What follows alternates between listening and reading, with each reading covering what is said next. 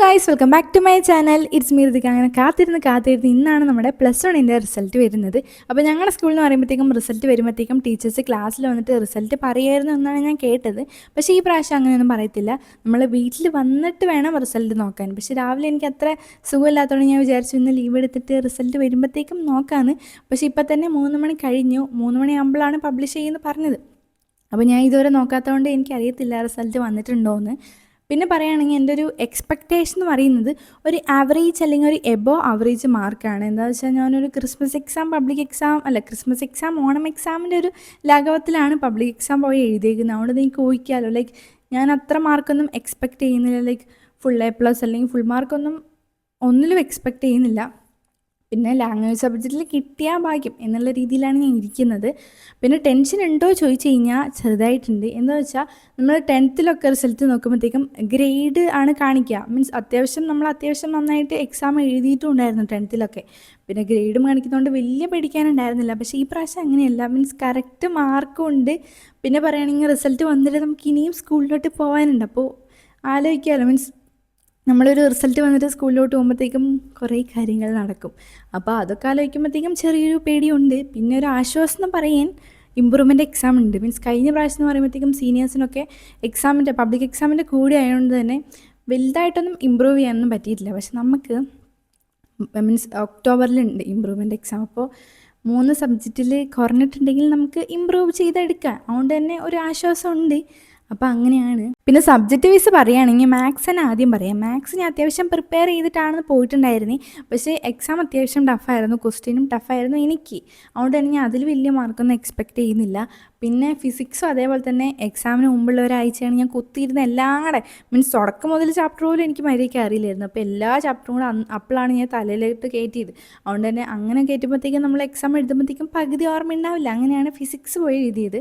പിന്നെ ഭേദം എന്ന് പറയാനായിട്ട് കെമിസ്ട്രിയാണ് കുറച്ചും കൂടെ നന്നായിട്ട് എഴുതിയത്. പിന്നെ ബയോളജിയിൽ ബോട്ടണി അത്യാവശ്യം ബുദ്ധിമുട്ടായിരുന്നു. പിന്നെ സുവോളജി ആയിരുന്നു കുഴപ്പമില്ലായിരുന്നത്. അപ്പോൾ അങ്ങനെ അത്. പിന്നെ ലാംഗ്വേജ് സബ്ജക്റ്റിൻ്റെ കാര്യം പറയുകയാണെങ്കിൽ, ഇംഗ്ലീഷിൻ്റെ കാര്യം പറയുകയാണെങ്കിൽ ഒന്നും പറയാനില്ല. ലൈക്ക് എന്തൊക്കെയോ മണ്ടത്തരം ഞാൻ ആ എക്സാമിൽ കാട്ടിയിട്ടുണ്ട്. ലൈക്ക് ക്യാരക്ടർ സ്കെച്ച് ചോദിച്ചത് വേറെ, ഞാൻ എഴുതി വെച്ചത് വേറെ. പിന്നെ പ്രൊഫൈലാണെങ്കിൽ അതിൽ ഷീക്ക് പകരം ഹി ആണ് കേട്ടോ. അങ്ങനെ കുറേ മണ്ടത്തരം ഞാൻ ആ ഒരു എക്സാമിൽ കാട്ടി വെച്ചിട്ടുണ്ട്. അതുകൊണ്ട് അതിൽ അത്യാവശ്യം മാർക്ക് പോവും ഗൈസ്. ഇംഗ്ലീഷ് ഞാൻ അത്യാവശ്യം മാർക്ക് പ്രതീക്ഷയാണ് എഴുതിയത്. പക്ഷേ ഞാൻ കുറേ മണ്ടത്തരം കാട്ടി വെച്ചുകൊണ്ട് അത്ര എക്സ്പെക്റ്റ് ചെയ്യുന്നില്ല. പിന്നെ ഹിന്ദിയാണ് കുഴപ്പമില്ലാണ്. ഞാൻ ഫുൾ മാർക്കൊന്നും ഞാൻ ഹിന്ദിയിൽ ഒരിക്കലും പ്രതീക്ഷിക്കത്തില്ല. ബിക്കോസ് ഹിന്ദി എനിക്ക് അത്യാവശ്യം ബുദ്ധിമുട്ടുള്ള സബ്ജക്റ്റാണ്. എന്നാലും ഓവറോൾ പറയുകയാണെങ്കിൽ ഹിന്ദിയിൽ ഞാൻ കുറച്ചും കൂടെ മാർക്ക് എക്സ്പെക്റ്റ് ചെയ്യുന്നുണ്ട്. അപ്പോൾ അങ്ങനെയാണ് ഞാൻ ഓവറോൾ പറയുന്നത്. ലൈക്ക് വലിയ മാർക്കൊന്നും എക്സ്പെക്റ്റ് ചെയ്യുന്നില്ല ഗൈസ്. പിന്നെ ഇമ്പ്രൂവ് ചെയ്യാമല്ലോ. 3 മാർക്ക് കുറവുണ്ടെങ്കിൽ ഇമ്പ്രൂവ് ചെയ്യാം. അപ്പോൾ അങ്ങനെയാണ് ഞാൻ വിചാരിക്കുന്നത്. സമയം 4 മണി. എന്തായാലും ഇപ്പോൾ റിസൾട്ട് പബ്ലിഷ് ചെയ്തിട്ടുണ്ടാകും. സോ നമുക്ക് റിസൾട്ട് നോക്കാം.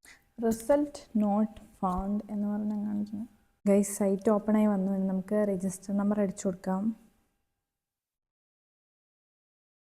Check result.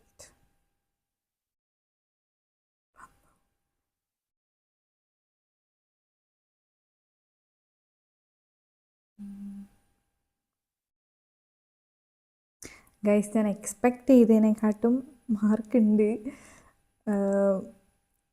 ലൈക്ക് അത്യാവശ്യം കുഴപ്പമില്ലാണ്ട് മാർക്കുണ്ട്.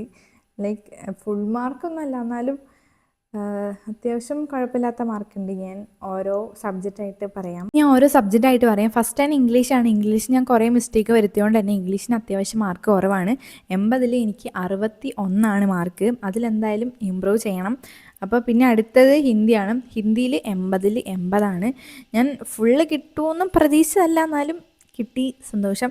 അപ്പോൾ അടുത്തത് ഫിസിക്സാണ്. ഫിസിക്സ് ഞാൻ എക്സ്പെക്റ്റ് ചെയ്തതിനെക്കാട്ടും മാർക്കുണ്ട്. ഞാൻ ഇത്ര എക്സ്പെക്റ്റ് ചെയ്തില്ല. 60ൽ 52. അതിനോ മീൻസ് കുറേ പേർക്ക് അതൊക്കെ ഭയങ്കര കുറവായിരിക്കും. പക്ഷേ എൻ്റെ ഒരു കാര്യത്തിൽ പറയുകയാണെങ്കിൽ അത്യാവശ്യം നല്ല മാർക്കാണ്. ലൈക്ക് ഞാൻ അത്ര എക്സ്പെക്റ്റ് ചെയ്തില്ല. അപ്പോൾ 60ൽ 52 ഫിസിക്സിൽ. പിന്നെ കെമിസ്ട്രി 60ൽ 56. 4 മാർക്ക് പോയി. പിന്നെ അടുത്തത് ബയോളജിയും ഞാൻ ഇതേപോലെ എക്സ്പെക്റ്റ് ചെയ്തില്ല ഗൈസ്. ഞാൻ പറഞ്ഞല്ലോ, ബോട്ടണി അത്യാവശ്യം ബുദ്ധിമുട്ടായിരുന്നു. പക്ഷേ ബയോളജി എനിക്ക് 60ൽ 52 മാർക്ക്. പിന്നെ മാത്സാണ്. മാത്സും ഞാൻ പറഞ്ഞ പോലെ തന്നെ ടഫായിരുന്നു, പക്ഷേ ഇത്ര കിട്ടുമെന്ന് ഞാൻ വിചാരിച്ചില്ല. മാത്സും 60ൽ 52 ലൈക്ക് 52 ബയോളജിക്ക്, 52 മാത്സ്, പിന്നെ ഫിസിക്സിലും 52. പിന്നെ കെമിസ്ട്രിയാണ് 56 വന്നത്. പിന്നെ ഹിന്ദി 80ൽ 80, പിന്നെ മാത്സ് അല്ല ഇംഗ്ലീഷ് 80ൽ 61. അപ്പോൾ അങ്ങനെയാണ് എൻ്റെ മാർക്ക് വരുന്നത്. അച്ഛനെ വിളിച്ചേക്കാം.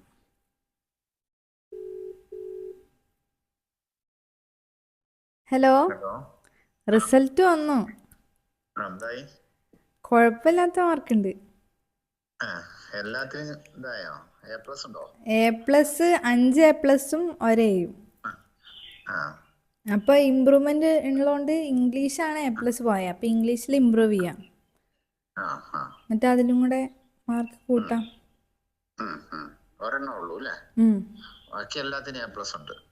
ബാക്കി അപ്പോൾ എൻ്റെ പെർസെൻറ്റേജ് വന്നിട്ട് 91% ആണ്. അപ്പോൾ ഇംഗ്ലീഷിൽ എന്തായാലും ഇമ്പ്രൂവ് ചെയ്യണം. പിന്നെ 1-2 സബ്ജക്റ്റ് ഏതാ കുറഞ്ഞതെന്ന് വെച്ചാൽ അതിനും കൂടെ ഇമ്പ്രൂവ് ചെയ്യണം. അപ്പോൾ ടോട്ടൽ പറയുകയാണെങ്കിൽ 5 A+ഉം 1 A ആണ് എനിക്ക് കിട്ടിയിട്ടുള്ളത്. അപ്പോൾ അങ്ങനെയാണ് റിസൾട്ട് വന്നിട്ടുള്ളത്. അപ്പോൾ നിങ്ങളുടെ റിസൾട്ട് എങ്ങനെയാണ്, മാർക്ക് എങ്ങനെയാണെന്നുള്ളതൊക്കെ താഴെ കമൻറ്റ് ചെയ്യുക.